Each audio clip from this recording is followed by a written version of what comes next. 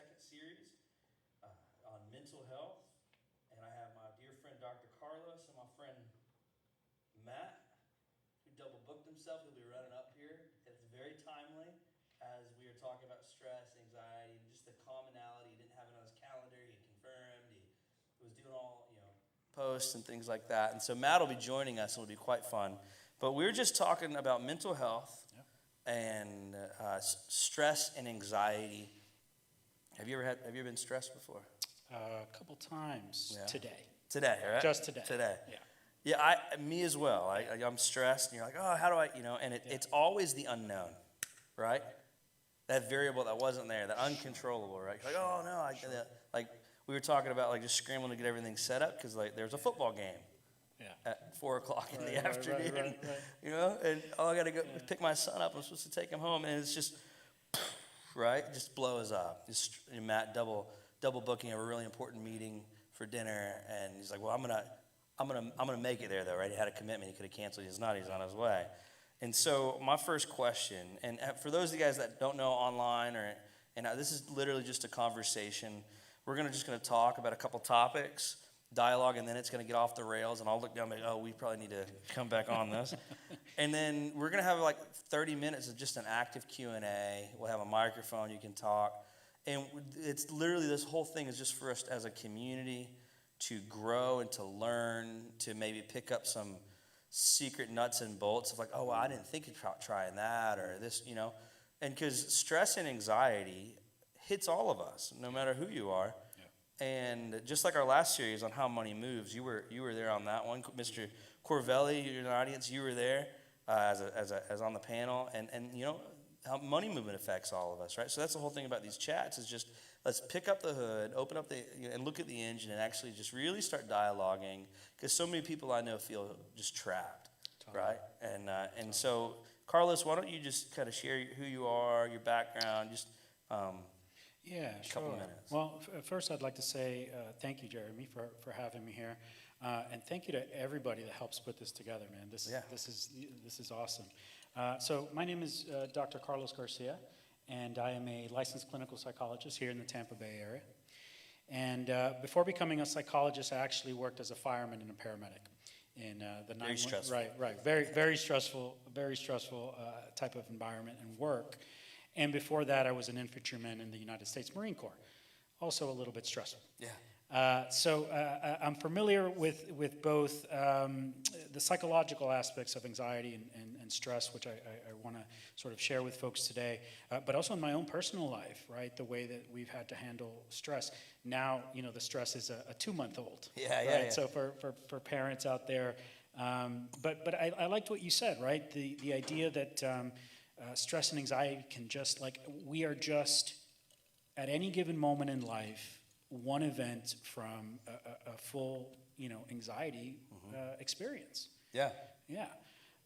So what I'd like to share with the audience and everyone today is sort of my understanding of what stress and anxiety is, how it comes about, and maybe help some folks with some strategies, right? Some tips on how to manage it in their own life, because inevitably, and there's our there he is, a double booked man of the hour. Yeah, come on down. Mr. Matt. You got a mic right here. You're good. Give it up for Matt. Yeah. All right. Coming up. Was that stressful trying to beat the traffic? Did you run into the football game? Gave me a lot of anxiety. Gave me a ton of anxiety. Love it. Yeah, we were in a meeting. Well, sorry, I interrupted you. No, Continue. that's okay. That's how this works. So I'm just excited to be here today and get into this topic and help educate some folks on mental health and stress and anxiety. What's the difference between stress and anxiety? How do you define them? Because they kind of go Totally. Genuinely, I've never heard the separate definitions. So a stress response, if we look at the definition of a stress response, it is when an event happens that taxes our perception to be able to overcome that event, right? Because every individual is different. What might be stressful for you or might be stressful for Matt might not be stressful for me. Yeah. Right? So it's if we perceive in our mind that it is something that will overwhelm or tax our ability to overcome, we experience a stress. Now, we can look at stress as something that's evolutionarily wired into us, right? early ancestors had to go out and hunt for their own food and do all of those things. And so that fight or flight response was wired into us as a way to keep us surviving, right? To keep us our species going. What has happened with technology and evolution is that now we're in a world where we don't have to worry about saber-toothed tigers and things attacking us every moment, but we still have that wired response to stress. So sometimes it's an email, sometimes it's family, sometimes it's traffic that triggers that fight or flight response. That fight or flight response triggers different cortisol, different biochemistry in our brain, which activates different things in our body, our heart rate, different physiological things to happen. That's when we feel those sweaty palms, the heart rate increasing. So that's sort of a little bit of what stress is. Anxiety is a product of sort of how we've come to look at mental health here in this country. And the way we can label anxiety from a clinical perspective is, again, when we're feeling a stress response over time that we are unable to manage. As that stress continues to build, we feel like we can't meet that challenge, that demand, and we start to experience, again, those physiological and mental symptoms. So anxiety is physical and chemical. Stress is mental and emotional. Is that? They're kind of go hand in hand. Yeah. But yeah, that's a. I mean, if you were to yes. nuts and bolts it, right? Totally. Like you can't have anxiety without stress. Stress causes anxiety. Right. But defining it, anxiety is like the outcome. Right. Your physical position of stress. So anxiety is like the fruit of stress. Love it. Excellent way to break that down. Right? Yeah, I'm just I'm a simpleton. Yeah. I'm trying to break it down totally. for all my simple folks out there. What do you think, Matt? I mean, man, I just want to sit in the front row and listen to this guy. I think, from just struggling with anxiety, like insanely, like it's even still, like as I get through that, one main thing comes back, and I would love to tap into this maybe a little bit later, but sometimes it doesn't necessarily come from stress. It actually comes from gut health, too. There's that like element that naturally that is, I guess, on a side it does probably influence from stress, but just our kind of our eating habits, and that's really where I've kind of focused on over the past, I don't know how long, but mine does definitely come from, it's stress induced, overworked, and then ultimately though it came down from my anxiety levels, came from the way I was eating. So you're saying like what your intake, not just from information, but also from a biological, like what you're eating, can make your body physiologically more prone to be fruitful for stress. I mean, for anxiety. But stress is there, and then that is food. Is the component of that. Yeah. And food kind of layers that up, right? Have you heard of that? What do you Yeah. think? Oh, yeah. I've absolutely heard this about too. That. Yeah. Because somewhat limited knowledge, but one thing that I've noticed in myself specifically, and I still I'm like, man, why did I do that today? But I'll do that just as kind of a, I don't know, maybe it was a habit at one point, and now it just when those are really stressful days, I'll suppress my appetite with coffee, right? And so we'll push this out but then by the end of the day, I realize, okay, I suppressed my appetite for long enough, and then my anxiety levels are spiked through the roof because I reached my max cortisol level. Right. So if you could talk about that too. Yeah. I mean, I was doing some research just a couple years ago because my anxiety and depression at times would worsen depending on what my intake was. And what I came upon is gluten. Gluten is a perfect example, right? Yeah. I mean, gluten is in most of our food nowadays. And gluten has the capacity to increase feelings of anxiety and depression. So gut health is absolutely critical, right? The kind of foods that we put into our body. Yeah. If we're putting foods into our body that make us feel sluggish, and there's some stress that we're dealing with in our lives already, I mean, it's just a compounding effect there. There's this complexity of our bodies and our minds. I've heard it. Your mind is like a supercomputer, and your car is like the Ferrari. Yeah. You know what I mean? Like they're put together. Yeah. You got to tune them both up the right way. Totally. From your intake to your exercise. I was there this morning. Yeah. It was. At 5:30 in the morning, working out. I hadn't been there in a minute. So like that's a whole other thing, right? So this year got very stressful for me. And the first thing that I cut out in the beginning of the year was my workout routine, right? And my diet. It was like the easiest thing to cut out. Sure. Why do we do that? Sure. Unless I'm I just think unless it I'm just has like the the only greatest one that level of ever resistance. deals with that, right? Yeah. Oh, I'm super stressed. Yeah. I'm gonna Yeah. go work Yeah. out, right? It's like that's not my Yeah. natural Yeah. thing. I'm like Yeah. I'm super stressed. Let me cut out something Yeah. that's really hard that Yeah. I don't enjoy Yeah. all the time. You know, and let me eat a donut instead of a carrot, Totally. right? Well, It's like it's Totally. like it's very difficult. Like, so you like the end production, as does everyone, Yeah. right? Because I think stress, an element of stress, if it's like good levels of stress, Yeah. refine us in some way, Yeah. right? That level of resistance that we're stepping into refines us Totally. through that, and we become usually a better human being on the other side. Totally. I think as a human species, one of the ways in which survive is we follow the path of least resistance when possible. Right? And if we feel overwhelmed with a new family, work stress, right? And it's sort of, it's easy for me to just put exercise and that stuff, because that takes a lot of effort, right? That takes a mental energy to be motivated, to get be up, focused, to get up, to do it. And so we're going to follow the path of least resistance. And in those moments when we're feeling emotionally and psychologically overwhelmed, we're just going to try to live the easiest possible life. And why do some of us, it's always like the joke, right? You see, the breakup scene in the movies and stuff like that, and they're devouring an entire tub of ice Right. cream. It's comforting too. There's some validity I mean, of it, right? There's comforting, is. right? Now, Exactly. Is there a chemical, biological effect that what our brains do, like with dopamine and those type of things, when we ingest sugar and those easy processed, high processed foods? Yeah. I mean, is there any science behind that? Yeah, look, I think, and we can get into a little bit where our depression and where anxiety and where some of our mental health conditions come from, right? But again, from a sort of clinical perspective, in those moments when we are feeling disconnected from others, when we're feeling overly stressed, when we're feeling overly burdened, even when we're feeling isolated, we seek to things that will make us feel good in the immediate. Because no one wants to sit there and feel like crap. No one would intentionally do that, right? Right. You're not gonna like, I want to feel that. Right. Yeah. Everyone's Right. trying to find that source, that Yeah, immediate source. and so what I help some of my clients see is that there is a multitude of ways in which we cope or in which we self-soothe.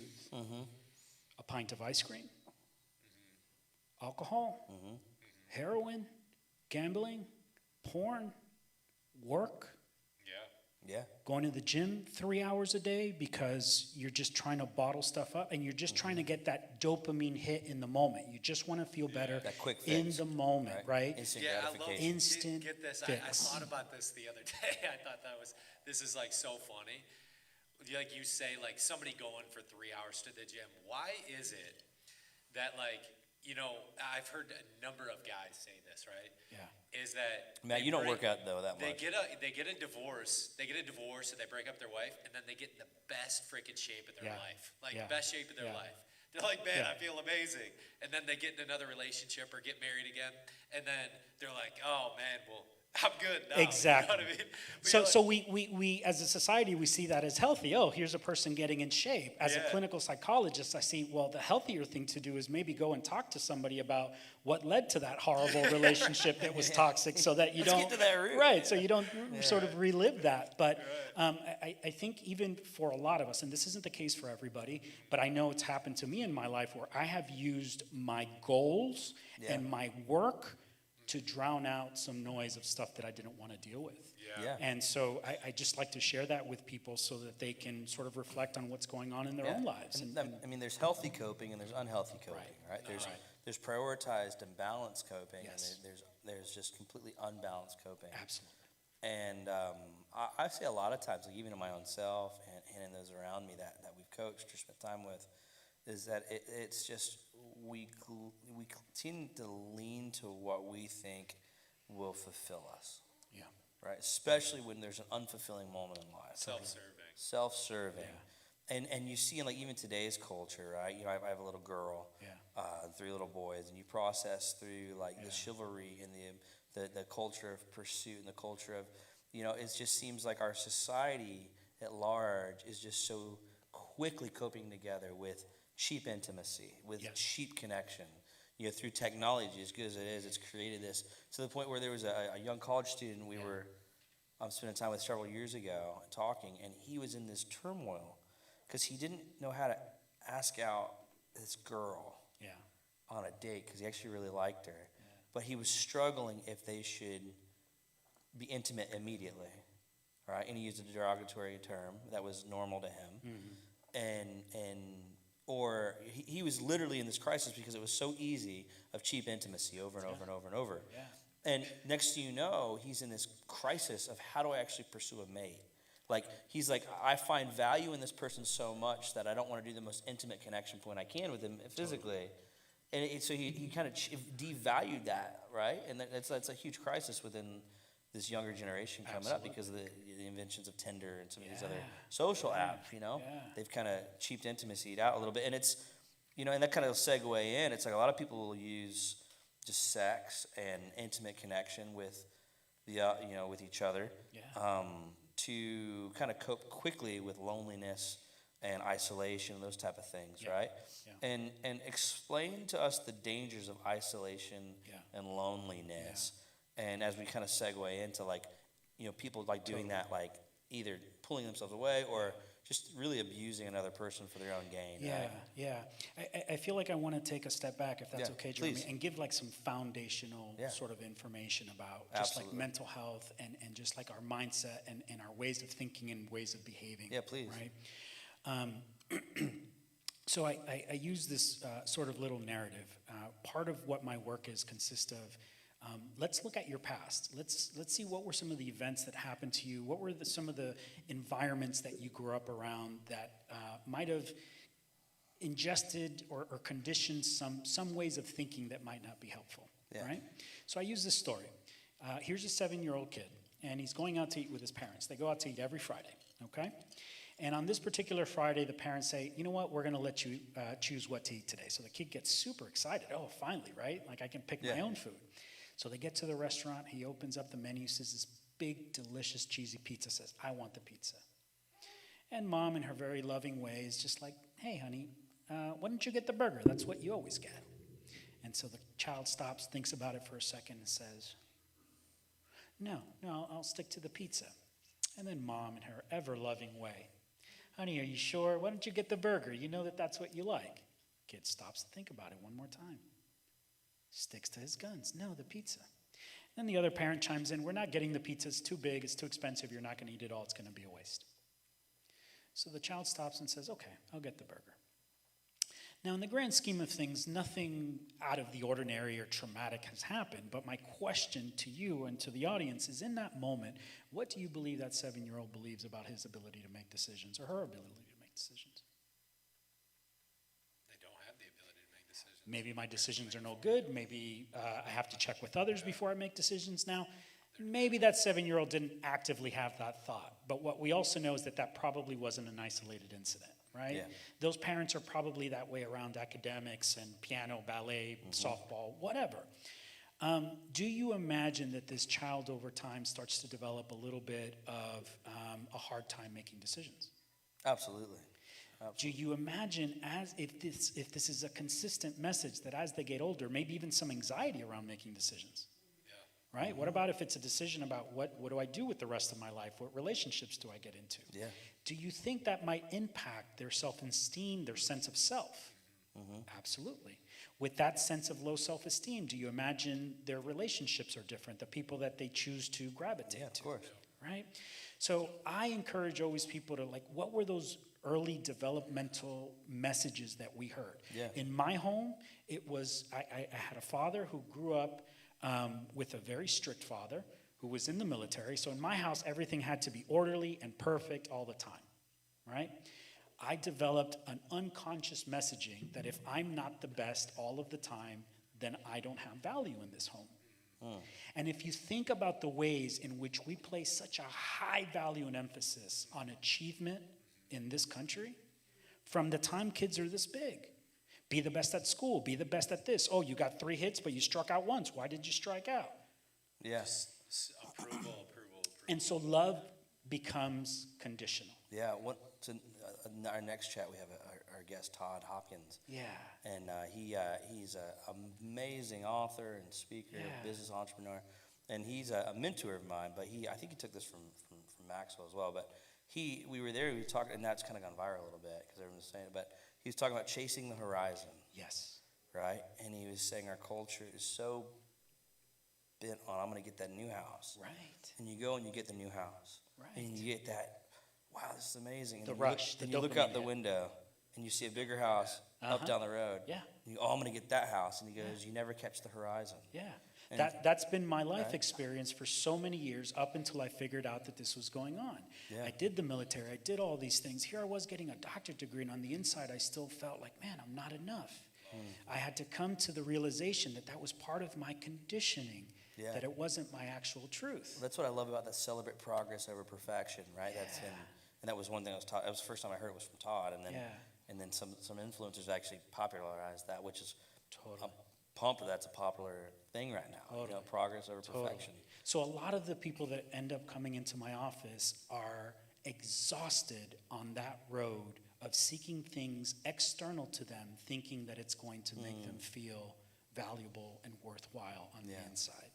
Yeah. And I Is think there- that for a lot of people, that's where anxiety and sometimes depression comes from. Yeah.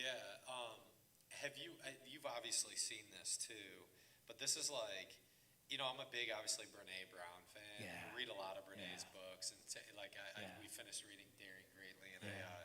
I had given a book to actually Travis, and he read it too. Yeah. But like one of the things, and I'll give a little bit of story and kind of background and context to this, is that I have probably over the past couple of years really just wanted to step in every area of uncomfort, right? Like I just want to be Love it. uncomfortable. So there's a few things that I put in kind of my habit structures. One is like whenever I take a shower, I go into freezing cold water first, right? And the reality is that reminds me, man, this sucks Yeah. actually. Yeah. But it's super uncomfortable, right? And then, obviously working out is another thing that that very intentionally work out, and it's uncomfortable. So my wife was listening to a podcast, and I feel like my wife and I are in a pretty good place in our marriage. Like, Yeah. things are going pretty Yeah. darn well, right? But then, and we talk about, and man, that's right. Yeah. But then we talk about that area of, okay, things are going well. Like, Yeah. oh yeah, I can, Yeah. like kind of that coasting period. And John Maxwell actually talks a lot about this too. And so she was listening to Brene Brown and brought on these experts in love. And they basically gave just the really clear-cut things. They have a book, but clear-cut things that you can develop as healthy habits in your marriage to just make it a little bit better. Love it. Right? And so I'm like, man, I'm in this a really, really comfortable stage of marriage. Like we're doing well. We finally, you just moved into a little bit bigger house, got the extra bedroom in there, and the girls are doing really well in school, and we're just like we're getting to that stage where we can breathe a little bit, which isn't bad because John Maxwell actually talks about this. Like there needs to be that plateau period before you go chase the next horizon. Yeah. But so they said this. They gave clear-cut strategies. I want to get. My point is to get back to the emphasis of vulnerability, because we're starting to read these books, and we read this book. It's a 7-day basically challenge book, and then it gives you questions. And so the first day, we read through the book, and one of the things that they asked was to give your wife a little bit longer hug, right? So for 6 seconds, instead of just hugging and then not hugging or not hugging at all, walking, they were able to define within a high level of accuracy whether that person was whether that couple was gonna last another year, 2 years, 15 years. They knew by the length of the hug or no hug at all how long they were gonna last in their marriage because they've done that much love study. The other thing was I tried this. Obviously, I don't know if you guys really want to hear this, but I kissed my wife for a little bit longer. Yeah. just a little bit longer, right? It was one of those things where It's not a bad study. I'll try that. the kiss went instead of like a quick peck, Yeah, it's yeah. like Brittany's always like, I know where this goes. I'm not in the mood. I'm not in the mood. I'm not in the maybe mood. a little tongue, Connection, I don't know. connection. So this healthy habits, right? So Amen. Amen. so then all right, I'm not going to the more sexual stuff. We'll leave it PG on Yeah, this. yeah. But- I already so took then- it to pretty Then closely. the next day, though, was opening up questions based on just any topic, right? And so they were actually kind of funny, high level, but then there was this one my wife wanted to ask me about my childhood. And I was like, oh, okay. I talked to her for like 10 minutes about, she's known me 20 years, right? We've known each other for 20 years. I've never talked about that in my life, pivotal area of my life, right? I am 37 years old now. Never took the time to reflect on that stage of my life. That was a pretty darn pivotal stage of my life. And I'm like, babe, you've known me for 20 years. I've never talked to you about that. It was an occurrence. It was a one-time occurrence thing, and then it was my brother's gay, and so I him coming out and not being a 14-year-old boy and really not understanding I don't know, I don't get it. It was kind of like taboo, and not too many people were coming out in 1998, right? As a sophomore in high school, he was at that time. So I'm trying to. I'm processing through this and just kind of exposing myself, being a little bit more vulnerable. Love it. And I'm like, man, what a shaping point. And I'm still actually trying to digest it all as far as what I exposed to her.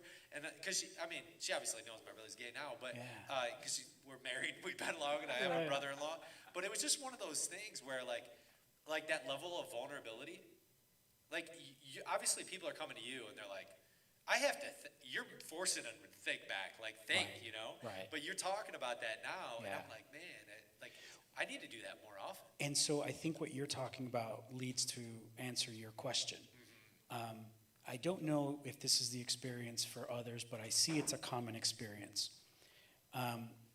This idea of emotional intelligence, right? Because I know that at least in my household growing up, there wasn't a lot of guidance around how to deal with sadness, how to deal with grief, right? Anger was a very common emotion for a man to have. That was almost socially acceptable. But I think in our efforts to get kids to be positive and stay happy, we also impress upon them this idea that it's not okay to feel sadness, to feel grief, to deal with those to be vulnerable, right? And especially as men in this culture, I mean, the message is very clear and strong. Suck it up. We don't talk about that. We don't cry. And so we bottle that stuff up, and we don't think about it. So when something in life is really challenging us, really pressing us, the reasons that we isolate and go inward is because we feel shame. We feel shame. I don't want anyone else to see this. I don't want anyone else to know that I'm struggling in this way because this makes me weak. And so we just go inward and don't want to share, and it makes it very, very hard to, reach out to people to get help, to all of that. So let's talk a little bit about forced isolation, pandemic, right? Major separation. I mean, you're now forced into isolation. What's the outcome of that, and why? Why did we see such increase? I mean, what increased with the pandemic of isolation? I mean, one of the things that I guess we can laugh about it now. On the brink of one of the events that caused such a significant amount of uncertainty. Us humans don't do well with uncertainty. We like structure. We like our safe zone. We like to know what's going to happen. That's what did we do? We ran out to the stores and did what? About toilet paper. Why? Why, right? That to me is human panic. When we feel that we are out of control, we look to find control anywhere. And that's just part of our sort of human nature. Another thing that's part of our human nature is that we are social creatures. For as long as our species has existed, we've been in towns and communities, right? And so when we're forced into that sort of isolation, we don't know what to do when You know, we don't the lone have. wolf is not healthy. No. Right? It's not healthy. It's not No. a healthy way to live. Although we really do wear it as a badge of honor in this Why? country. Yeah. Yeah. And that's the thing is like, you know, for me as like a, you know, a leader and, you know, I'm very driven and, Yeah. you know, I couldn't imagine doing life by I mean, it would be awful. Totally. There's no such thing as a successful lone Yeah. wolf. Yeah. And but why? So how do we break that? You know, and I mean, I think that's something that we talk about all the time Yeah. is just the need, Yeah. Rising tides. right? Rising tides and growing and supporting Totally. all the reciprocity, all Totally. those things. But I think a part of it comes from, I mean, if we really look at the history in other countries, right? There are other countries from, I mean, part of the culture is to teach interdependence, the family, the community structure. Not here in the U.S. It's all about the solo, be independent, leave the house early, make it for yourself. That's just, I mean, and if that's the message you've been hearing since you were small, what do you think you're going to gravitate yeah, to? Yeah, let's not to shift topics, but it's something that I think is extremely relevant to this because I was talking to a school psychologist the other day. Not a psychologist, what am I trying to say? Social worker. Social work. So she was saying this too, and we play in this like comparative culture, right? And so these, you know, younger kids, because I think about this, and I always want to come back to the science of it all, right? Yeah. Like in our brains, we have a reticular activating system, right? And when we let AI dictate, right, artificial intelligence dictate our reticular activating system as far as what our level of truth is and what like we want, instead of using imagination, our own creativity that comes out of that. And so like as we develop this in a young adolescent, like for me, I know like I'll do a quick scroll, but like I am self-disciplined enough to know that like number one, I need to stop because like I might be creating a comparison in my mind that is then unhealthy to portray, and I'm not using my own imagination. But now take it into a 5-year-old, a 7-year-old that they're giving a phone to that has social media, or a 9-year-old that has social media already. Like they're being exposed to this level of or I'm being exposed to this that I shouldn't even have. Like what, I guess the point in the question is here, it's like, where do you see society driving like from there when like a mind is being warped by essentially AI at that young of age? by this, right? Yeah. A tool that can, for information, Yeah. you know. It's almost robotic. Have you worked with like younger, you know, maybe sub even 10 years old? That's or, my bad. I'm sorry. or even I'm being forced off the stage. adolescent? No one wants to hear what I'm about to say. Yeah, right. No, I'm intrigued. No, that's a great one, actually, that I have to ponder and sit on. I hadn't even reflected on that. We're the outliers. Yeah. Me and I didn't hear you go. I'm sorry. What's that? No, you were saying something. Oh, no, I got I'm just excited saying about that, the I mean, question. that's great. As you were saying that, my mind is Yeah, you very got- curious yeah. about that. I have no idea. dad, where right? this Like, what is is going. it? What does the next generation look like? Oh, my Well, goodness. I mean, here's the thing. Like my daughter is, and we have tried. We did a social experiment here with TV. So we just finished a new house, moved into it, and I didn't put a TV in the house. I put it outside by our outdoor kitchen, but I didn't put it inside. Yeah. And it was amazing. They had to like decompress a little bit from it, and then it was amazing. The first thing they did on a Saturday morning was to run and go and play on the playground. And it was awesome. It was amazing. And the worst thing I ever did was I put a small TV in the playroom, right? And now we reverted back, and now we're hanging out in the playroom. But it's this thing, like, my kids don't have devices. They don't have, my daughter's 9. She's like, Daddy, when can I get a phone? When can I get a phone? I was like, maybe when you're 16. Yeah. You know, all her friends have phones. I was like, look, 9 years old. 9 years old. And now I'm explaining to her, though, like, because she's at that age with parenting where we're trying to give her more freedoms versus, you know, the pyramid of parenting, which is what most people do, is they give a lot of freedoms early on because they think it's cute. The reality is not cute, it's convenient. Right? Yeah. Oh, I don't want to deal with that. And then as they hit 12, 13 years old, then they, oh no, this kid's going to, you know. But your point of influence is like, I mean, you're going from being the quarterback to being the coach. Yeah. Because they're making their own decisions at 13, whether you like it or not. Yeah. And so my daughter, like, we also cut out sleepovers for a time being. And it was, you know, because it was this thing we were talking, there was all these studies that came out and like all this stuff that was, the horrific things that happen to sleepovers with little girls. And so we were like, you know what, this is not worth the struggle. We have 3 little boys. Yeah. We'd rather cut it off now. And some people, we got flack from some parents for that, right?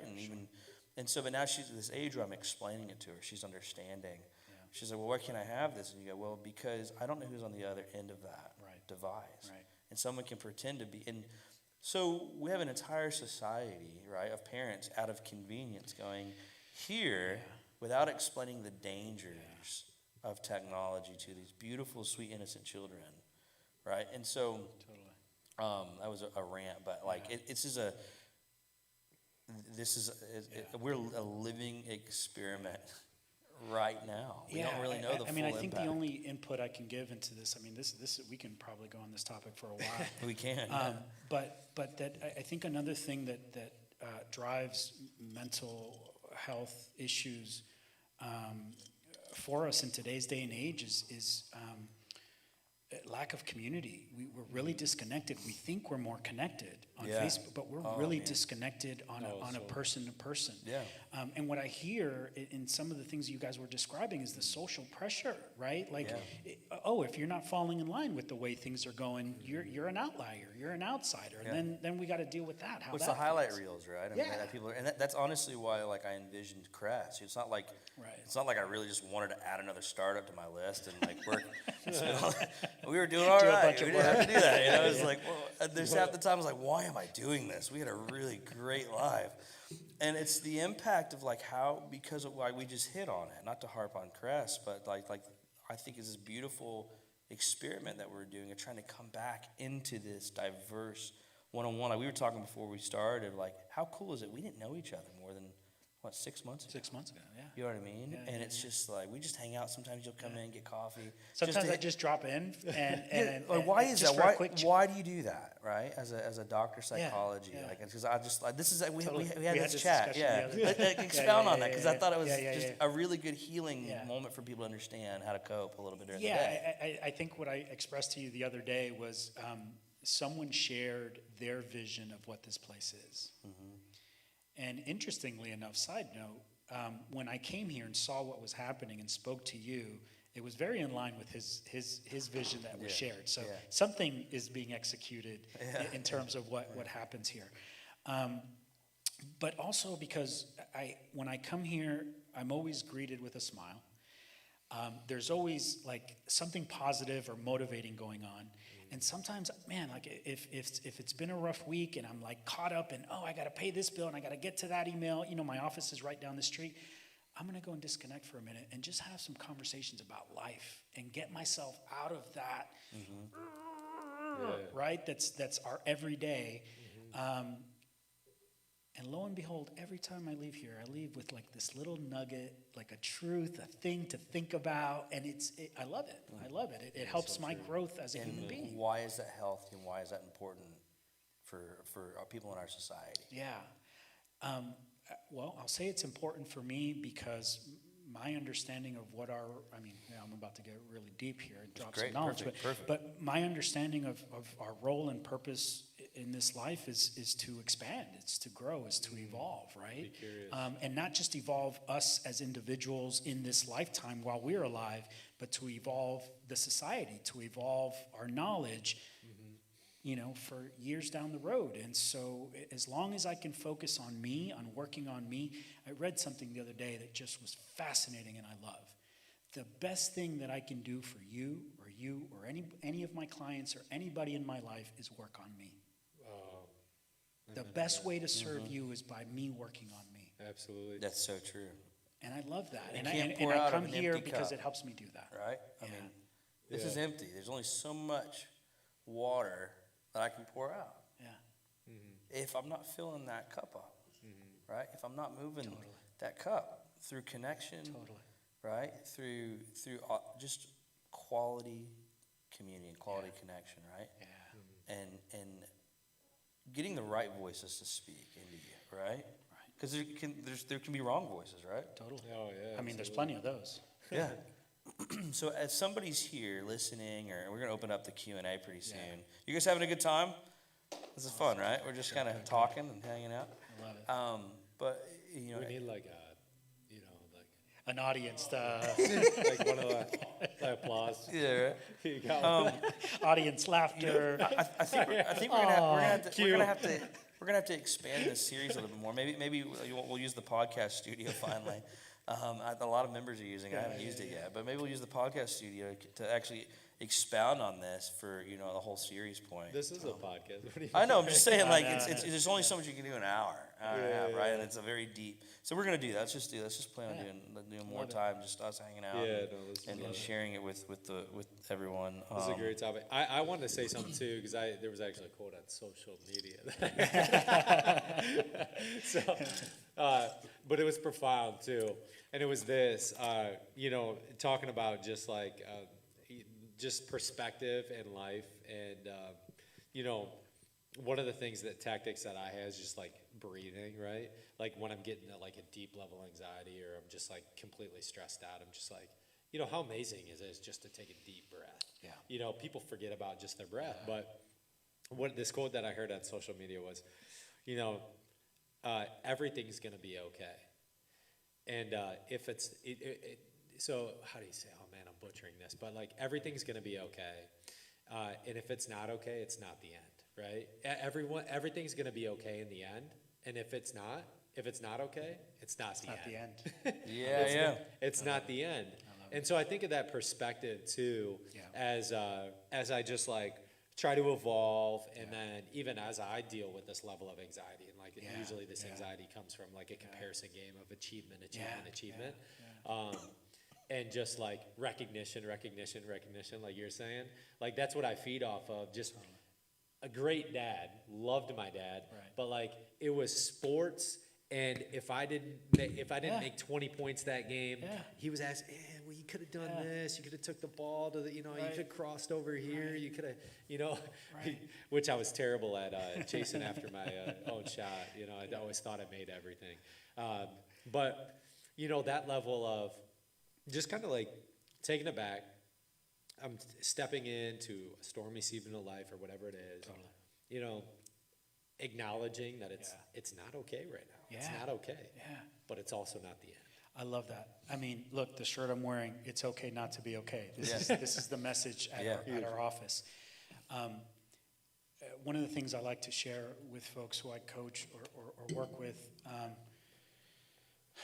when there is that constant message that we have to achieve and be better, sometimes what we also take away from that is that it's not okay to fail. Have you had any failures in life? We celebrate them. Any? Right? Of course, yeah. Today. We celebrate But failure. a lot of people have a lot of shame around falling on their face, around failing. And I think that contributes to the ways that we struggle even more and more and more. Well, that's the thing. You either win or you learn. Right. Right. That's the whole So seeing process, failure right? as an opportunity. Your failure is the greatest thing It you is the can do. 'Cause greatest that means lesson, you're the greatest trying. teacher. Totally. You're moving. You need to have permission to fail. Absolutely. Right. Fail when you're young. One as of the much as reasons, possible. and one of the reasons I think a lot of people experience anxiety, I know that my anxiety has come from here in the past, right? When we think about the future, the unknown, right? The future is the unknown. We go into our minds and try to think of all of the possible things that might play out. And we think of all of the possible solutions that we might have for all of those possible problems. And we spend 99% of our times up here in our minds, creating scenarios that never come to be. So what I share with folks is, instead of that approach, what if you, in those moments where there's a stormy season or a difficult challenge in our lives, to reflect on how many challenges have you overcome to this point? How many times have you felt lost? You didn't have the right information. You fell on your face. You felt disconnected. And somehow or another, you found a way. Around, over, through. And if in those moments when I'm going through something really difficult, I look over my shoulder and I remind myself, wow, Carlos, you've been able to navigate a lot of stuff. What makes you think it's going to be any different moving forward when challenges come? Huge. I read this book by Simon Sinek, and you ever heard of Simon Sinek? Yeah. Phenomenal author. Great guy. And it was called Know Your Why. Yeah. Good one. And so this Know Your Why, and so I took it and like And so then I started chicken scratch and all this stuff. And I'm like, all right, what's this? Right. And he does it in a really cool format. So it's two, so that. But it cannot be described with a tangible figure. Like, it's got to be bigger than yourself. Yeah. And so I wrote it down one day. God came to me in my devotional time. I was just sitting there, and I'm like, well, what is my why? And it's to empower and encourage others so that I can leave a positive generational legacy, right? Beautiful. So then I was like, all right, well, now, like, what does that mean to me? And I'm praying through this. I'm like, what does that mean? Like, to empower and encourage others so I can leave a positive generational legacy. And I'm like, still trying to process through. And it's exactly what you're saying. So when I don't want to empower others, right? It's easy to do it when I want to, right? But when I don't want to empower others, right? Man, like, today sucked. Yeah. But did I perform my why? Like, did I still press in? Did I lean in even on the sucky days? Even on the not okay days? Is that a Marine thing, embrace the suck, right? Or is that embrace the suck? Did I lean into my why? And That's and if you come back home and celebrate, like, did I win today? Did I still celebrate? Whether it was like not a good day, man, this day was really difficult. Did I still press in? Did I empower or encourage somebody today? And that's been profound to me, of like, because you're overcoming the obstacles and challenges for a reason. Like, why am I potentially in the season to get through? Well, sometimes you're in that season to then reflect a little bit and look back. And what God calls us to do is like, hey, brother, can I lift you up? Yeah. I've been there. Can I pull you along, right? There was this, just not to rant, but like just describe a story that was like super impactful in my life. Is I was sitting down across the table from a cousin that had actually come in town, and her husband had a brain tumor, inoperable. Like, they went in the second time, and he was out in a coma. They weren't sure if he was going to come out of it. And so she was working through this process and through this. And I had just read this book, this Jim Rohn book, The Seasons of Life, right? And I didn't know what to say. Who do you say? Like, what do you say to her? Like, I don't know, like, what to say to her. And I was like, Amy, I was like, I want to give you this book. And I was like, this book that I just read, I was like, I don't really know what to say to you. And like, honestly, like, I'm sorry, like, I just want to shed tears and embrace. And sometimes, like, you don't say anything. But I feel like I need to share this. And so I gave her the book, and I said, look, I was like, one day you're going to see this. Like, whether Clinton lives or not, one day you're going to see this, and you're going to be on the other side of this because you're still living, right? It's okay. And God's going to call you, and you're going to look back. And you're gonna find that widow that just lost her husband, and you're gonna be like, I've been there. Totally. I've been there. Yeah. Let me pull you up. Here's my hand. I love that. So No, that's That's kind beautiful, man. of, absolutely. Yeah, I mean, we suffer Yeah. should encourage others. Yeah. Like we talked about this morning, right? Yeah. Let's segue a little bit into some nuts and bolts. Let's kind of chat. Is anybody? We got a mic here. If anyone wants to just kind of ask any questions or talk, there's several things to talk about left still, but does anybody have any shared experiences or thoughts or any inspiration or questions they'd like? Dr. Carlos, or here you go. Hope it's on. All right. Core Valley. Just great, guys. Just great conversation and feedback and dialogue, so thank you so much. You started off with stress and anxiety, so I want to just go back to that for a moment. There's something that's really big happening in the workplace today, and I'm sure you all can relate, and it's this whole notion of work-life balance and well-being, right? And one of the things that I have had to study up on recently was something that really became viral on TikTok. And I know we have to watch what we read and what sources we buy into. There's so much information out there. I'm very careful about, what I buy into out there in the internet world. Yeah. And so TikTok is not a traditional source of information for me. Are you on TikTok? I am not. I'm not. Oh, I was like, what's your handle? I'll follow it. But I got family members who are, so they feed me all types of things every morning, family chat. There's all types. So I'm like, wow, this TikTok thing, so I'm careful. But in this scenario, there was a TikTok video that went viral on the topic of quiet quitting. And, you know, I decided to read up a little more, and so I do have a little more confidence in sources like Gallup, the Wall Street Journal, Harvard Business Review. Let me tell you, quiet quitting it took off on TikTok around the globe. So this is not just the U.S., China, I've heard of Australia. this thing. Yeah. And I had to stop and say, do I have quiet quitters even in my organization? Do we have quiet quitters at the Citibank organization? Because Gallup said that 50% of the U.S. workforce was disengaged. And then 18% of the workforce was actively disengaged, the loud quitters. Right. And so that leaves about round up a little bit, 33% of the workforce that is engaged. And so I had to say to myself, are we carrying this whole load with just 33% of the workforce? What about all these other folks that we're paying?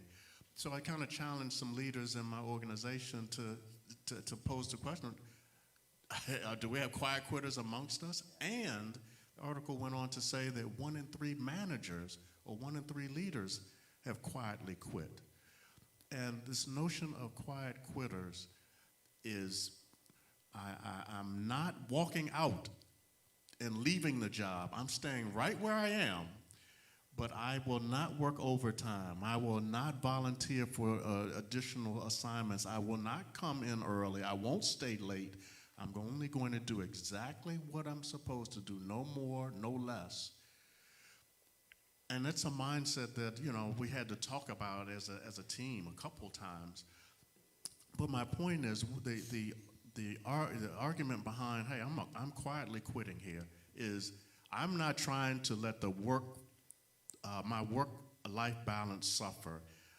I don't want to be shooting for the top of the mountain and stressing myself, exerting myself to a point where I don't have balance, all for the job.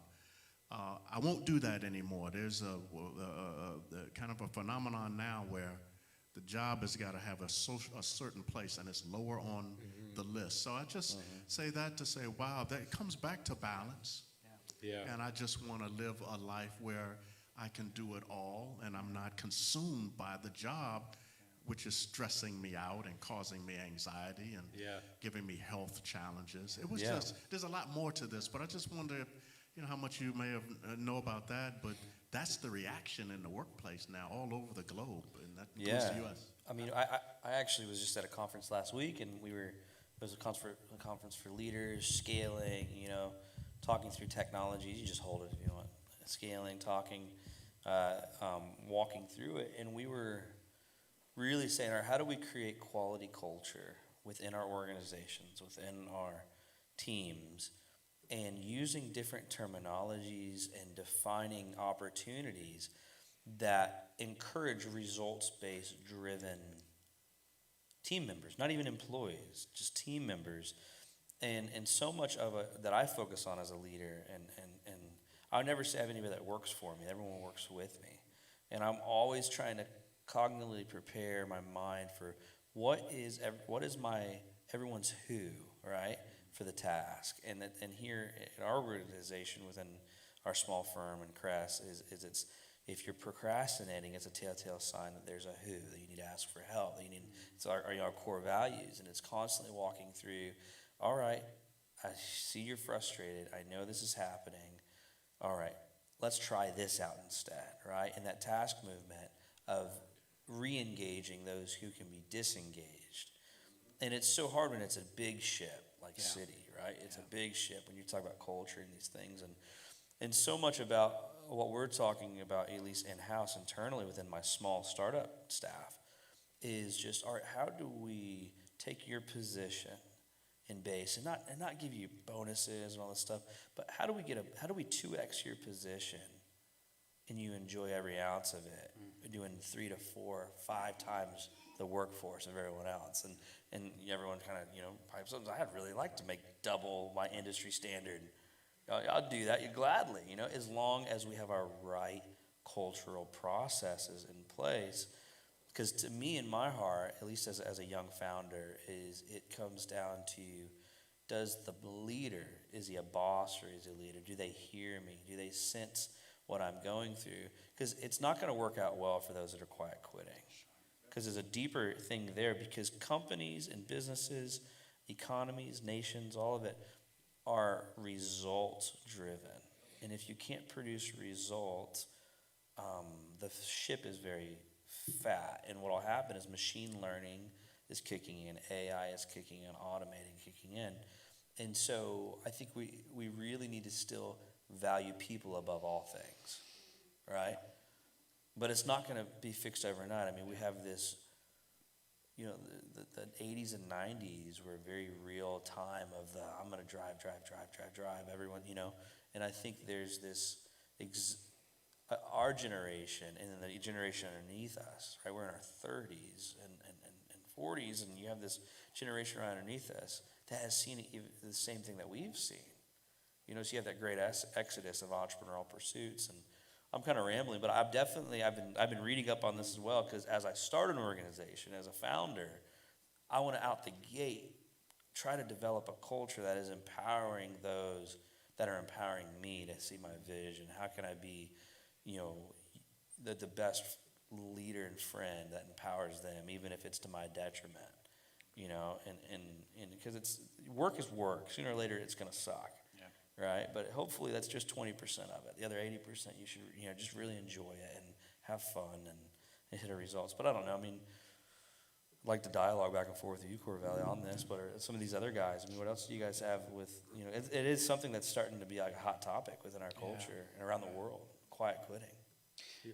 Yeah, I mean, I hate to make it this sort of authority parental figure thing again, right? But that's just the place from which I always work.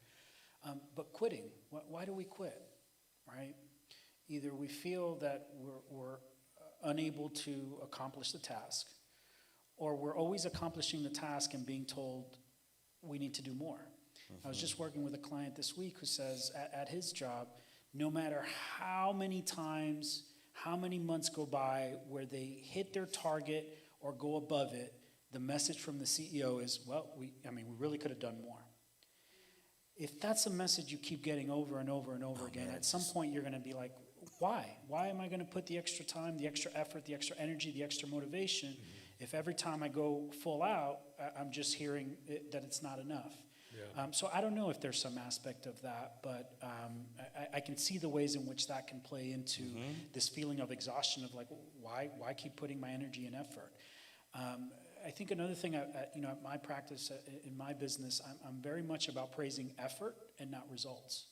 Of really seeing people when they're trying their hardest. And, of course. Right? Because if it's just a results-driven, then I think we start going down that road that's not helpful. Well, I think as it comes to celebrating, it's not results at all cost. Right. It's hey, how did we feel while doing that? And I have a team of unbelievably loyal people that are just awesome, and I try to be very intentional, and and it's a little crazy at times. I don't engage sick days, I don't count hours, I don't do any of that stuff. I'm just, let's talk this through. Where are you at? We have one of our team members whose grandfather's passing away, and the first thought that we had as a team and as a family was, you need to clear your head. He's like, I just want to install this fence. Okay. Yeah. It wasn't, that's not really a part of your job description. You need to clock out or do this, right? And you're like, okay. Yeah. Whatever you need to take a nap. And it's just, and it's that elegant dance of how much effort are you, it's celebrating the effort, celebrating that growth mindset. And it's even like, we have similar structures on our team meetings, right? In our huddles. like we call them WGBs. You call them Rosebud Thorns. Yeah, where I we was gonna talk about that. we celebrate. We're dialogue on that. It's like our meetings, and so I'll go first, I guess. So we also always start with the wins for the previous week, right? And we have set these targets and these objectives, and then we go, all right, well, what can we grow in, and where's the broken windows? Right, dialoguing in that way, wins, growths, and broken windows, and walk us through like your daily huddle as a young founder. Yeah, I'll start off by saying like, I had a silent quitter, a quiet quitter on my team. That's right. That's right. And it was my fault. It was my fault. I did that. I don't know how to celebrate wins for the life of me. I am like still trying to process through that, but I'm just like, boom, let's go. Boom, let's go. Let's get like moving. Jeremy and I fought today. Like we had a challenge session because Oh, yeah.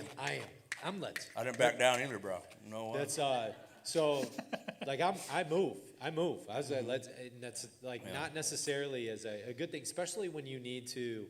So like, you know, my Ed Milet calls it equanimity, right? Is literally having like peace in the times of trial and the times of wins, right? Celebration is that can I bring that in? Can I be focused in the moment and then can I move on? And but I want to really, this is a great topic because I had one in my organization. It was actually my COO.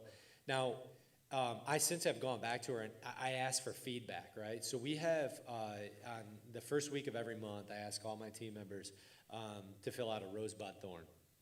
Rose being like, what's a highlight going on right now that is both personally and professionally? So I want one of each, personally and professionally.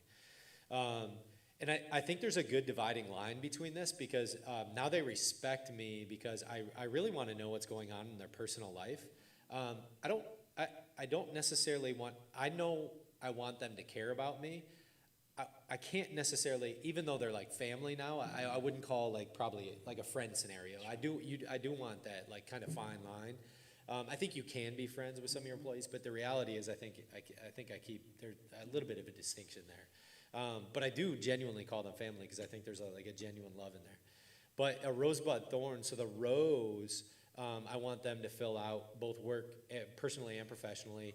Now the bud, when we get to the bud's what's on the horizon. Like, is there a driver of hope, something that I'm looking forward to? And then I want to know both personally and professionally, what's the dialogue that's happening? What are you looking forward to?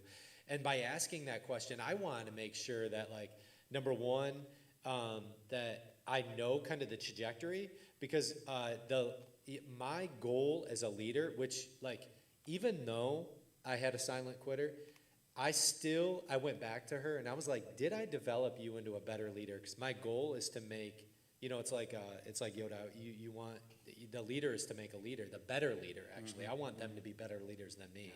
And so when we get to the bud, I want to know a little bit more about intimate detail, what's going on, both personally and professionally. And I know it's kind of tough in that delegation because you probably have, how many managers do you have underneath you? 300, 200? Well, how many employees are in North America? And at the city organization, there are 91,000 employees. 91,000 employees in North America. 91,000. My organization, of course, much less, but Okay. America is a big number. Yeah. So then, Total employees, leaders, I don't know exactly number. okay. So, You think you got some quiet quitters in there? I do. Yeah. so and then the thorn sometimes, this is actually, has been a really good one. Obviously, we don't have like nearly that organization, right? I remember being part of Accenture, and I actually just met with, the reason why I was late, I was running here and met with an old manager of mine that I worked with at Accenture.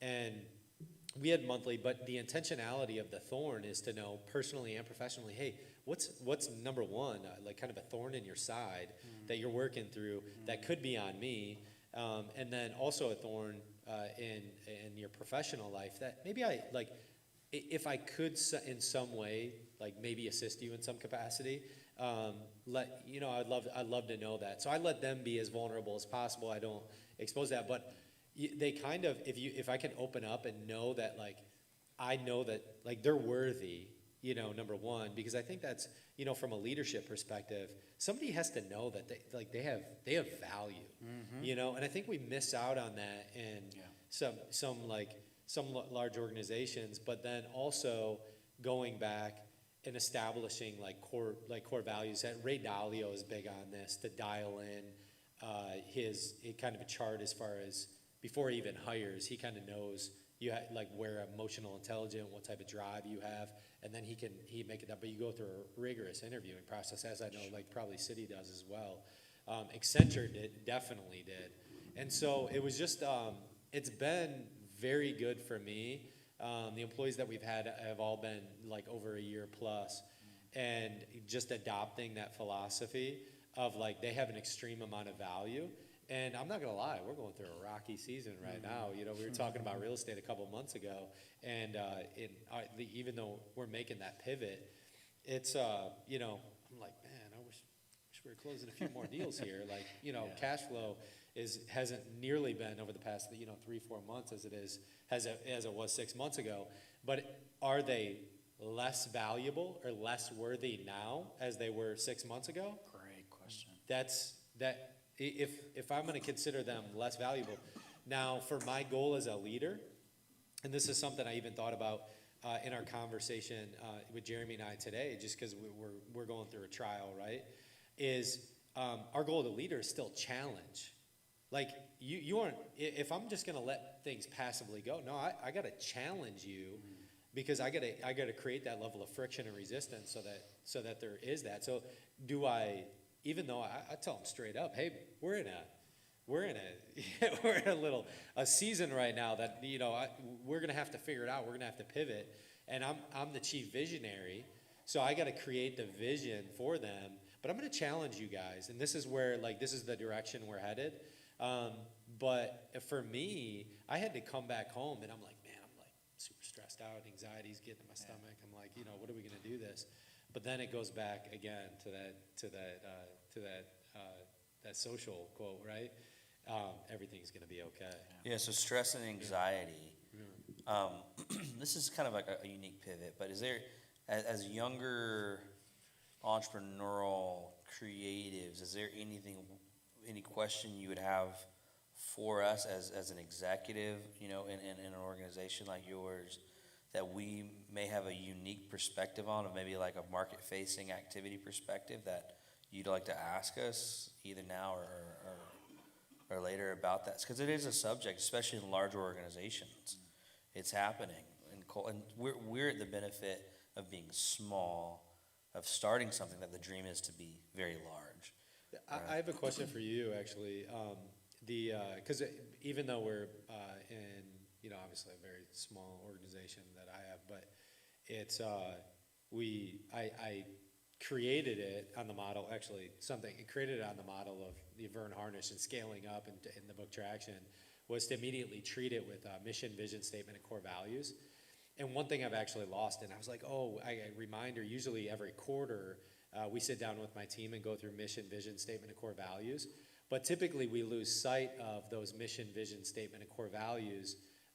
In a large organization, we might have it, you know, when you walk in the doors, or with so many people working remote, that our mission vision for the Citibank, like, we don't see it every day because it's not posted up on our screen, the back screen of our computer.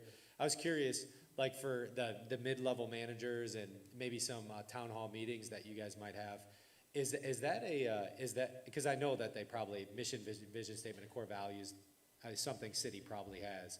Is that something that's reinforced in the culture from even a middle manager? Because I think middle managers are one of the hardest layer in the organization, and they're almost some of the most important. So I was just curious on that. Yeah, we can engage that a little bit. Yeah. And then wrap it back in with like the stress that you think this is causing. Yeah, very good question. And the way I can only go by in my city experience, right? It is not as much the city mission and vision statement as it is propagating throughout the organization 3 leadership values that everybody must rally around. We take ownership. You know, we deliver with pride, and we succeed together. And there's communication in various ways and in various forms around those things because they have an impact on clients and on customers and the experience and how we work together and how we excel. So while, yes, there's a mission statement, vision statement, certain values, just those leadership principles that's good. that seem to get the most coverage and most communication. Yeah. And so that's how we keep everybody kind of on at least some common ground, common denominator. Yeah. What is it? It's those Well, things. and to kind of wrap back in, like on topic of our stress and anxiety topic, like the quiet quitting epidemic that we're starting to experience also with the great exodus, you know, you have people doing the great exodus, going to start their own companies, and then some people that are just quiet quitting, basically saying, I'm going to do the Great Resignation. Was it Great Resignation? Yeah. Great Resignation. Thank you. You have the Great Resignation, people going to start their own companies and all this stuff. And there's this divide right now that you see some people going, you know, I'm going to go and I'm going to just go out and, because I have this dream, right? And I want to go do this dream now. Versus the other people like, I'm going to stay here and milk this company for as much as I can.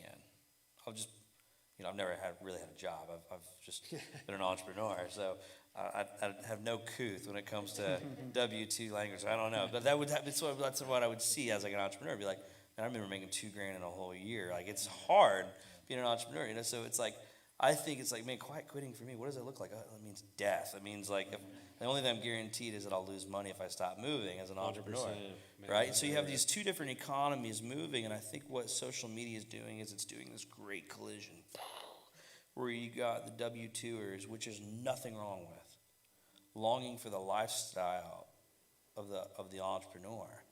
But the question comes back, are we expanding, right? Yeah.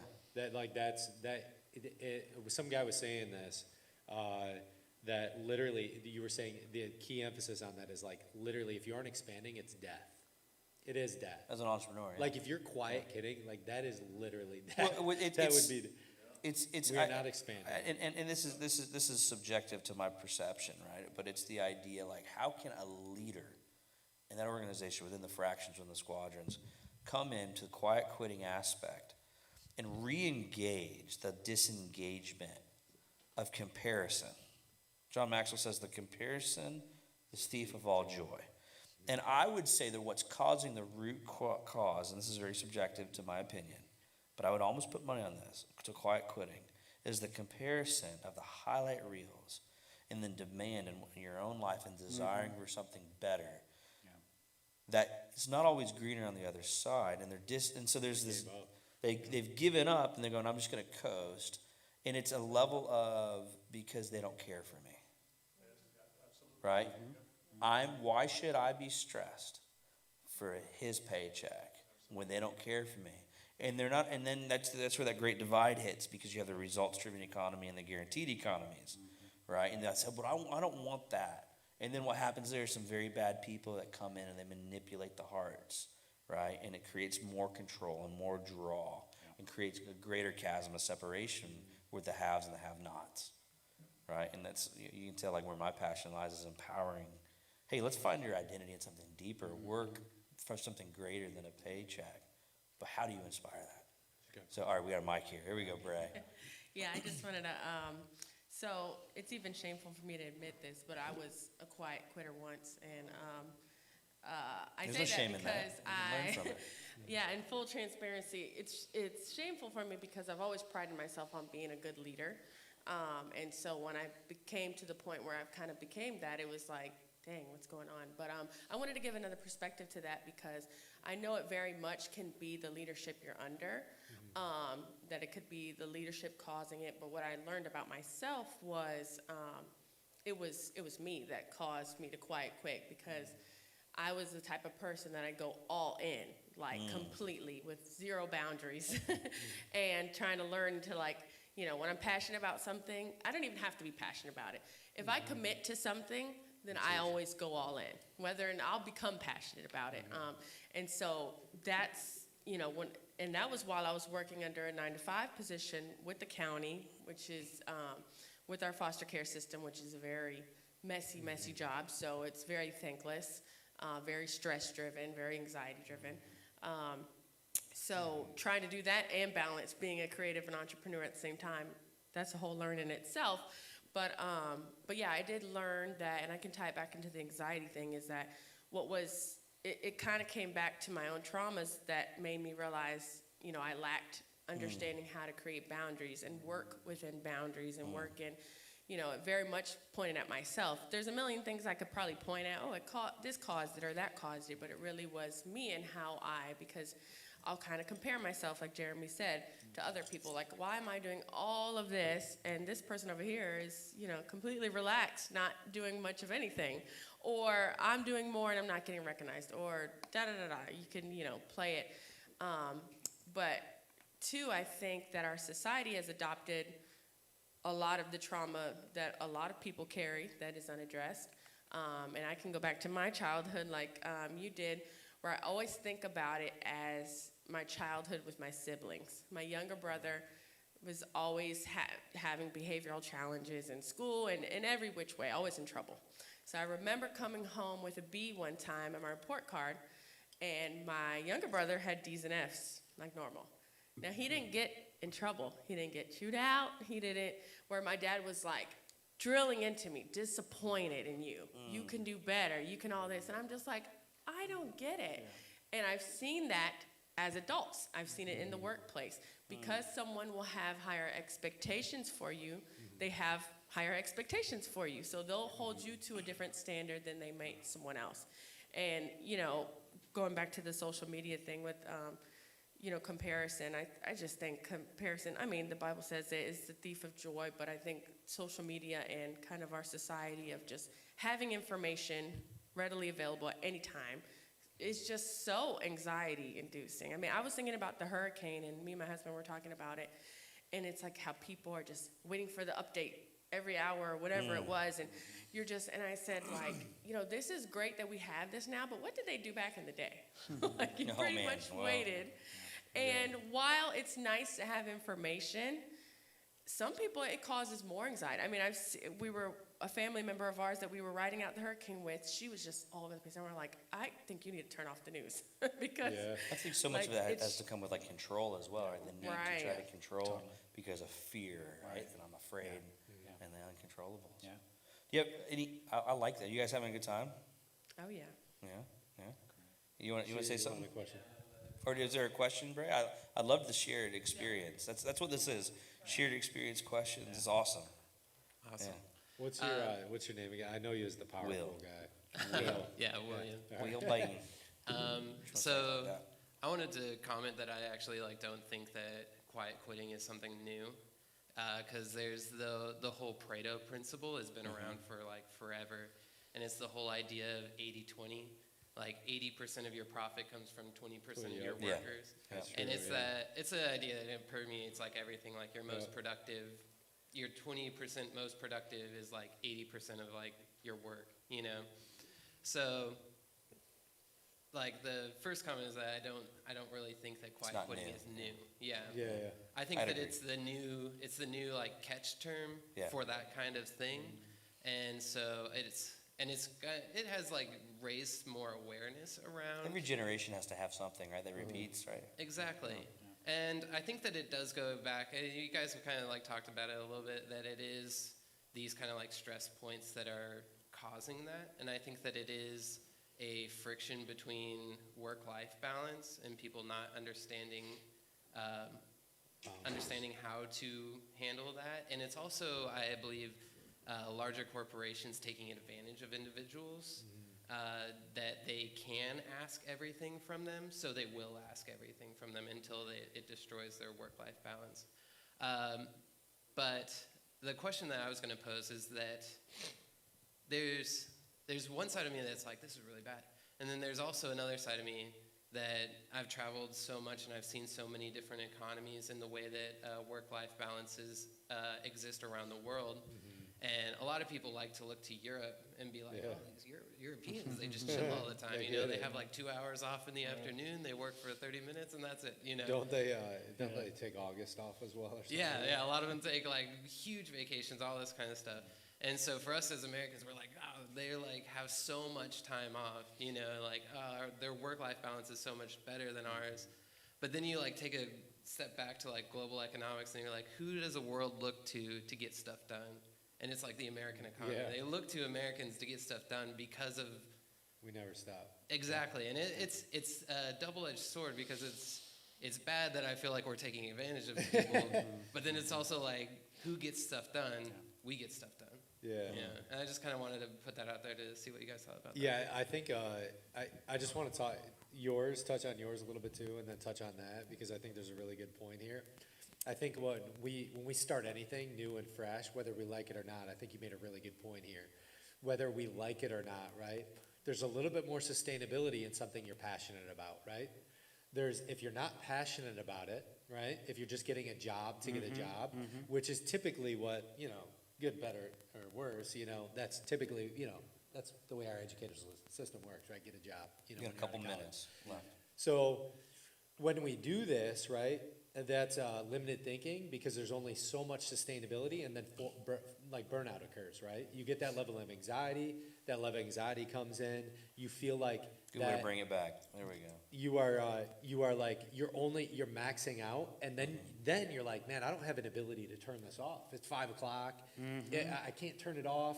I feel like I need to get back to this email. What if this person emailed me? And all these thoughts are driving through your head. You get that level of anxiety. It's like stress all the time. Yeah. Then I go into burnout mode and you're like, screw this, you know? And so, but then adversely, it's something you're passionate about. So like, I would encourage everyone to read this book. It was pretty phenomenal, but I'm big on the brain. And I did a study on my sleep patterns. I'm really big on sleep patterns. However, I think we miss out on this quite a bit. So your sleep patterns, right? Everyone has a natural circadian rhythm. So we have a circadian rhythm. Every one of us do. We're not that much different, right? And then we have these delta waves within that. Jordan Rayner, local Tampa author, 7 biblical principles to redeem your time. This guy broke down the same cycle, your circadian rhythm, happens during the day when you're awake. And you have a wake cycle called your ultradian rhythms, right? Your mind can't comprehend anything past 90 minutes. You can give a good burst for 90 minutes, you have to take a break, right?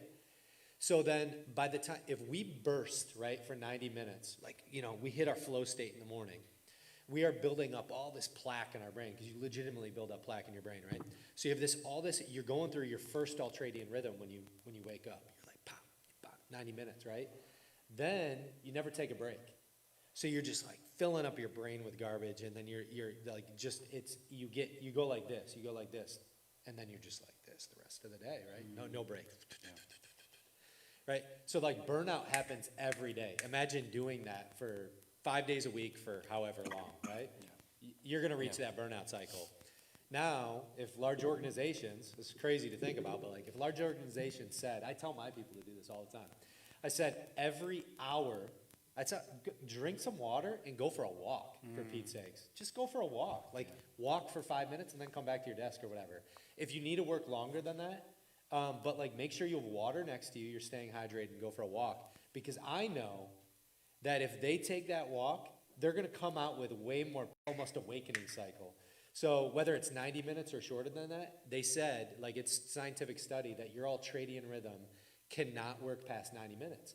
So you have to put in, and then scientific studies that show, and I'll wrap it up, but this helps with anxiety loads because I was So actually. sleep, having your sleep corrected and your workflow, knowing when to break. Knowing when to break, stop. like block out periods within 90 minutes, know when to breathe, know when to do these things, but like really being in tune with your ultradian rhythm.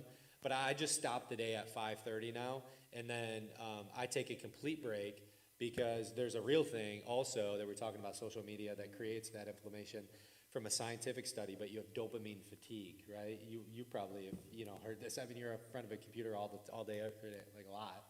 I'm not, he does digital media, so like, he's amazing at it. But like every time you get a hit of something, it doesn't matter if you're working, it doesn't matter if you're on social media, you're getting just a little bit of dopamine is taken out. Well, if you have no time to replenish your dopamine bucket, whether it's just sitting down and eating something without a phone in front of you, man, this like, if you can chew it for 16 seconds, like taste the flavors of that chicken or whatever it is, you're replenishing your dopamine supply, which then your next, as you go into your next cycle of your ultradian rhythm, man, your workforce is going to come back with a little bit more charge, with a little bit more replenishment, and not hitting that burnout cycle. So I think that was important too, because like as you step into a job, of course you're going to hit. I'm not passionate about it, but then people don't know the scientific piece of like, man, I can just give hey, as a manager, take 20 minutes off to replenish your dopamine. Yeah, Carlos, what do you think? Kind of Sorry. leaning into. Got nerdy there. No, you're okay. Yeah, that's good. Kind of leaning into stress, anxiety, quiet quitting. It's a great topic. That's why I love the dialogue collectively. When we're engaging this thing socially and as a society, of just feeling unfulfilled in the workforce and in our daily life.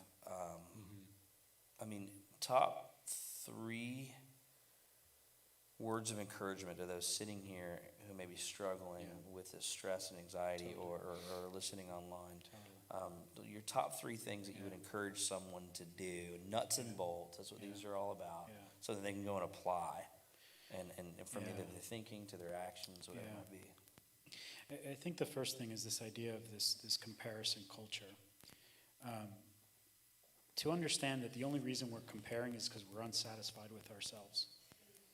Mind you, we never compare ourselves to people that have less.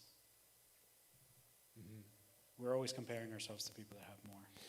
And I think that comes from a really subconscious internal dissatisfaction with who we are. And I think through an exploration of your story, your narrative, your history, we can come to understand why we feel that way. Because we didn't come into the world feeling not enough. That's something that was indoctrinated into us. I think the second thing is what's on this shirt. It's okay not to be okay. I think we often have the life struggle that's in our way, and then what we tell ourselves and how we speak to ourselves about going through that struggle. So oftentimes we're going through something hard, and then we're like, I really shouldn't be going through this. I should be doing this better. This is not okay. And I think we add to our suffering by not understanding that we're humans and we're going to fail and we're going to go through hard moments. And anytime that we start to push hard or suffering away, we make ourselves suffer more. And I would say the third thing is, a lot of us are so good at giving compassion and love externally, right? If you're going through something hard, I could really give you a lot of empathy. And a lot of us have a hard time turning that inward. So I think the third thing is learn to give yourself some space, some compassion, some empathy, especially when you're navigating the hard stuff of life. Don't make it stormier than it needs to be. Yeah. That's good. Same question. 3 things that you would encourage people who are dealing with anxiety and stress in their life, in every aspect of it. Exercise. Yeah, just move your body, move your mind. I'm 100% believer in that. Yeah. If there's one thing that's been really doing something with resistance, it's important. Tuesday, Thursday, 5:15 a.m. Come on now. Amen.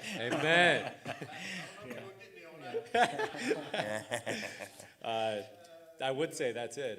Move your body, move your mind. I think that creativity and imagination is expounded when you can move your body. I would say the other thing is that Dr. Carlos touched on, but even so, by empowering yourself is encouraging others.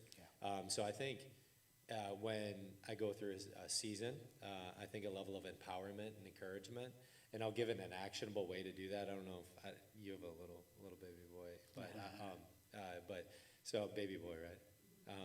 So one thing I've been doing, Ed Milet gave me this, but it tears me up thinking about it right now. But what I've been doing is I've been going up to my daughters, and then I go up to my wife, and I say to them, I'm like, Genevieve, let me tell you about you. You're amazing. Beautiful. I love you so much. You're so smart. You're growing up. You're such a good leader. I just love you so much. I love you so much, Daddy. Daddy's so proud of you. And I've been doing that every night. We go head, shoulder, forehead to forehead. Yeah. And I do it with each one of my girls. Melina, you're such a good leader. You're such a good friend. You're such an amazing sister. And so just feeding and then doing that to my wife. We get to experience an emotional thing. There's like an energy that's coming out of that just fills up my bucket. So when I get to do that, so that would be number 2, just being able to encourage somebody, whoever that might be, but it's, within my 4 walls is my protecting window. And then the third one, honestly, is one of those things where reflect. Take time every day to just sit down and reflect, and then ask the question: Is it going to be okay? I audibly say that to my wife every day when I'm freaking out, and I'm like, dude, like everything's going to hell in a handbasket, and I was like, babe, is it going to be okay? Is it going to be okay? So those would probably be the 3 actionable. It is okay to not be okay, and it's also okay to ask others, is it going to be okay? Yeah. And they're probably going to say to you, yes, it is. Love it. How about you, Jeremy? Yeah, 3 things. I Drop would say some wisdom on us. dealing with stress and anxiety. First and foremost, we'll kind of recap. Anxiety is the fruit of stress. Stress is taking on a situation that you don't see the outcome or the control of, right? And so with that, get it out of there. Get it out of your mind, get it off your heart, get it off your body, and write it down. Put it on a list. Make it practical. Process through. You can't sleep at night because all these things are running, this dopamine's hitting, all this stuff's going. Take it down, and it's going to be 100 items. And it's going to take 3 hours, and you'll sleep like a baby, I guarantee it. Get it all out of your mind and deal with it in the morning, right? Get it on a list. Get it out of there. You can't control it anyways. Right. Number 2 is if you are having anxiety over tasks and other things, I came up with this thing called the 3 E's. It's a filtration system that you can use to identify proper tasks for your natural wavelengths and how your mind and how you perceive information and tasks. Does it give me energy? Am I efficient? Am I effective? Right? So that's a filtration system to manage your stress loads at work and in your daily tasks and these different things. And it's based on that. I can only do 5% of everything that I do well with excellence. I'm built and designed to be in community. 2 are better than 1, right? And so this whole idea, that's what Solomon talked about in Ecclesiastes. A cord of 3 is not easily broken, right? And it has this position of finding the right who's. It's not how to do something. It's who do I do this with? And you can be their hero by delegating and implementing a stressful activity for you that brings joy, believe it or not, to somebody else. Because they just love it. They're like, you're my hero. Thank you for giving me this. This is what I was built for, right? And you go, how is that even feasible? It's because there's this position of community. And so understand what you say yes to through the 3 E's. Does this task give me energy? Am I efficient? Am I effective? And how that works is not a cop-out, by all means. I love editing videos and doing graphics and doing all these things. Ryan's gone now, but I'm very effective at it. I'm very artistic. I love it. I used to do all the videos for my records and touring and all that stuff. And it gives me a lot of energy. I love it. It's so time-consuming, though.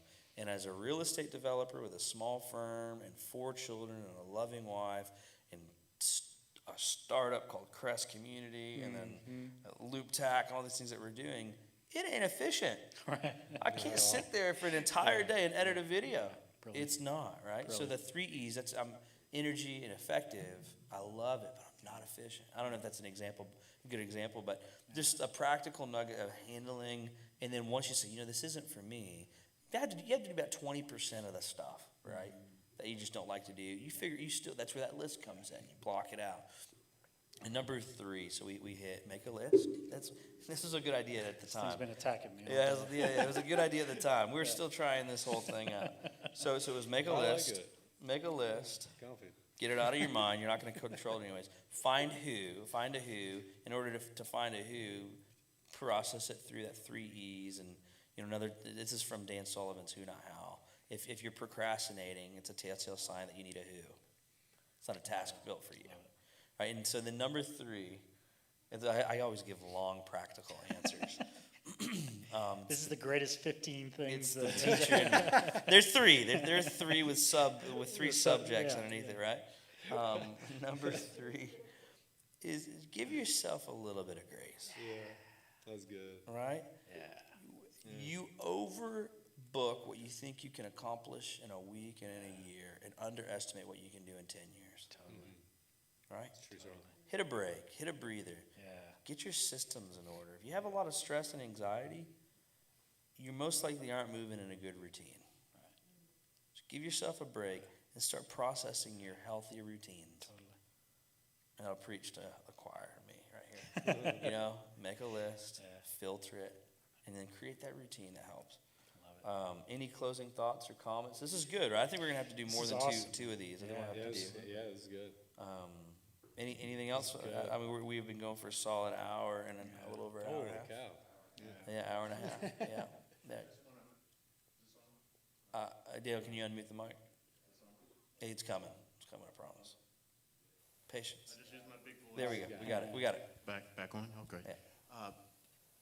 After 30, the thing I'm taking away many things, but one of the main things is after 34 years of marriage, the kisses have gotten a little lighter, the hugs have gotten a little more gentle. I'm going home, I'm giving my wife a nice, long, big kiss. That's what I'm talking about. There we go. And a Great long stuff. hug. Okay, that's what I'm taking away. Thank you, guys.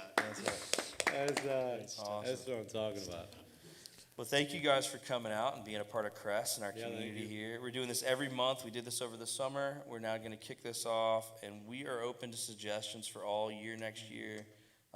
Come back next month. We already got it set up, and we're tuning in on Facebook. Share this with all your friends, and see when's the next one. And of course, I should have had this pulled up. Our next CRES Chat is going to be on, I think it's the 17th of November. You think I would have that? I don't know. We'll figure it out. We'll do a post about when it is because my calendar is chaos right now. It's like there's so much going on it. But thank you guys so much for coming, and we look forward to hanging out more. Daniel, that's it. That's a wrap. Thank you so much. Give